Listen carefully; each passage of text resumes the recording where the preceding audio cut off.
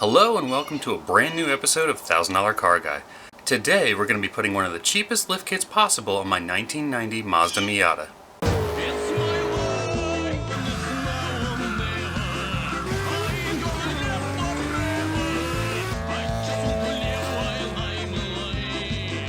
Now I know what you're thinking. That's not a Mazda Miata, but it is.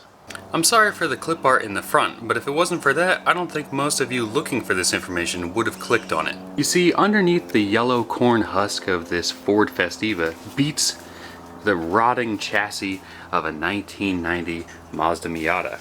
A lot of you will probably recognize this if you've taken apart your Miatas. It also has a turbocharged 5.3 liter from a Yukon, but that's besides the point. I imagine how most of you found this video is that you have a V8 swapped and a Miata, and it sits too low in the front. And by too low, I mean, here's your main problem.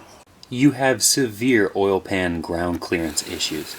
Mine on these massive 17-inch tires is basically about an inch. So anytime I go over a small pebble, I scrape the oil pan. The oil pan clearance is our biggest problem currently, and it's what we're trying to fix today. But when we do this, we're also going to gain a bunch of clearance around our wheel wells. You could see where I'm having a bit of a problem rubbing. Also, the fender's not all the way on because it won't fit because of the tire. Now what you're going to need to get your hands on is a set of these bad boys. It's a part number Moog CC833. I got them at my local AutoZone, but you might find them a lot easier on Amazon or Rock Auto. I'll make sure to have a link in the description below just to make your life a little bit easier. Now you're probably wondering what makes these springs so special. Well, after a great deal of learning, it turns out that these springs are supposed to be a stock replacement for your stock Miata springs without changing anything else. So you'll be able to reuse your old strut and your old top hat and pieces like that.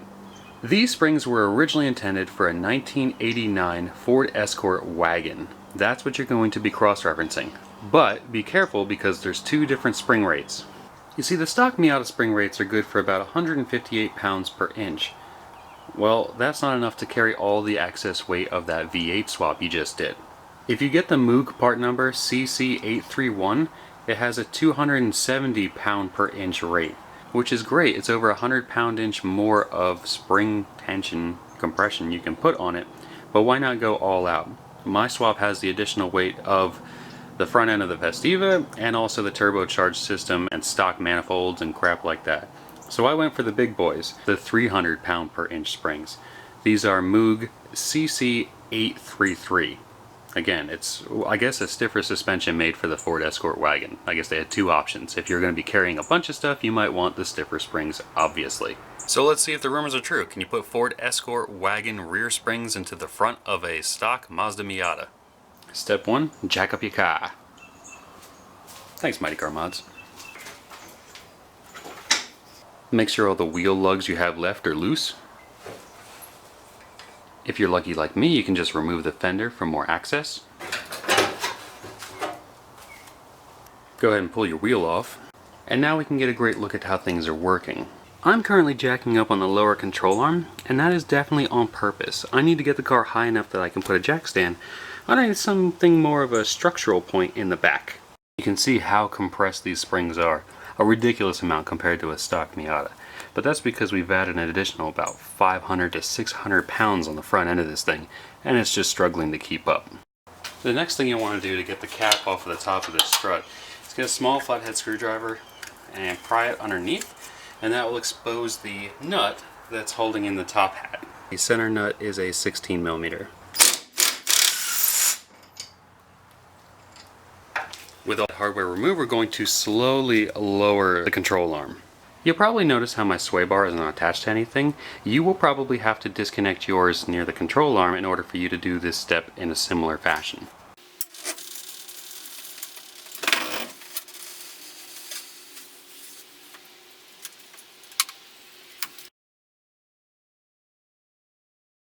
Anywho, I've failed as a father and a husband, so I've had these spring compressors sitting here for the last hour, and I thought, like, no, I'll be a badass and I'll do it by myself.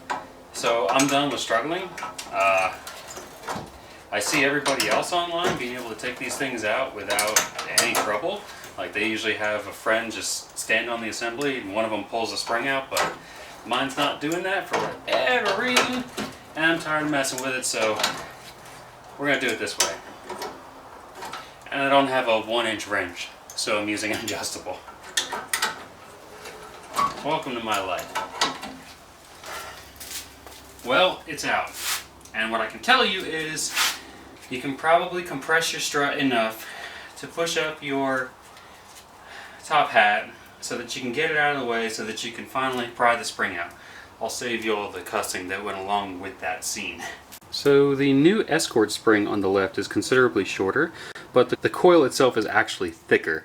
So that's going to give us our extra spring ratio. And I believe that there's, an extra loop or so in the coil spring itself. So now it's time for the reassembly process, but they do look very familiar in diameter, which I guess is the whole point. So wish me luck. Also, being able to compress that strut by hand probably means that it's shot. That's for a later episode.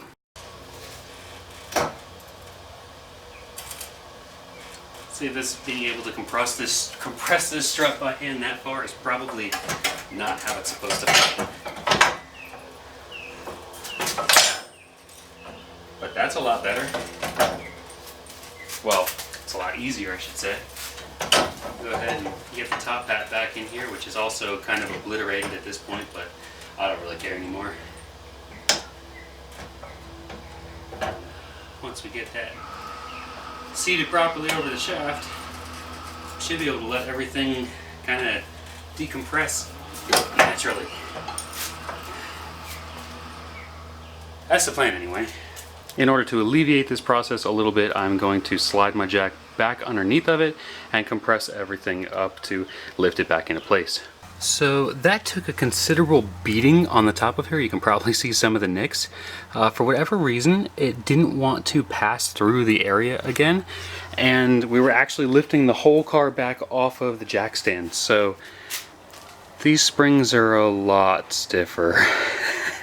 Alright, let's get the nuts back on it and get it back on the ground. I'm very excited to see what has happened. We got our wheel back on. It's time to lower the car back down and see if this did anything at all.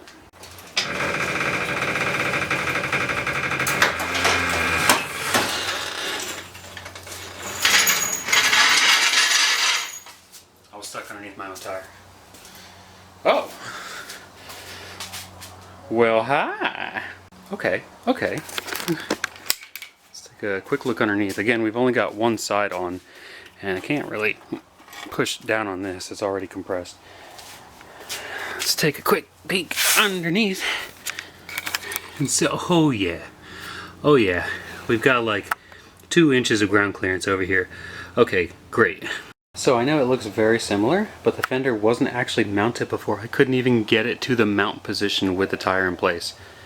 So obviously we're going to still need to clearance the wheel wells for the Festiva, but this is a great sign for things to come. This is huge. This means, if I need to move it around, at least I can take off the fenders and drive it around like that. I'm going to go ahead and do the other side, and then we will check back in to see our total ground clearance underneath.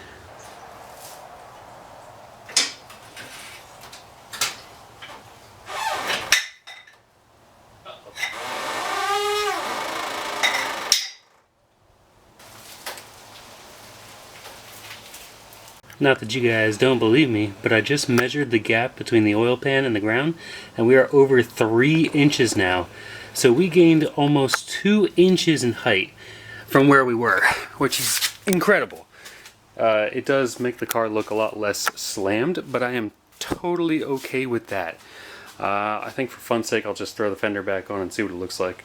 We're absolutely moving in the right direction. There's actually room in the front and in the back now, which there wasn't before. Yeah, we are a lot higher off the ground than we were before, which is great. I mean, it honestly looks like more of a stock Festiva ride height. So the moral of the story is that you can use Ford Escort wagon rear springs in the front of your Mazda Miata. It's a long way around to get to this point, but they definitely work. I couldn't imagine using this application in a stock 1.6 or 1.8 Miata. There's no reason you would need this kind of ground clearance unless you're off-roading with it. But as far as V8 swapping goes, hands down, best way to go. For you LS guys using the stock truck oil pan, I would definitely recommend the 300 pound per inch springs. If you're just doing a normal 5.0 swap, that's basically made to fit into a Miata, I'd probably recommend the lesser springs because you don't want to gain a ton of clearance, you're just looking for enough to get over those speed bumps. Thanks for watching this drawn out episode of $1,000 Car Guy. Stay tuned for more progress on the Festiva. We're hoping to finalize a bunch of major components this weekend. Thanks for watching. We'll see you next time.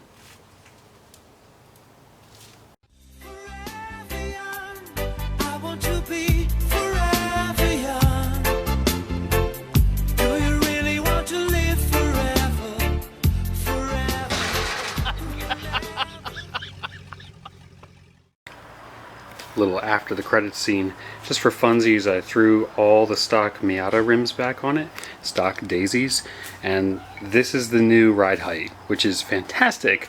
I went underneath and I measured it, and it's still got 1 7/8 inches of ground clearance. Now to compare that to before, it had no ground clearance. With these tires, it sat on the oil pan on the ground. So, I don't know, maybe we need to rock some Miata rims, eh?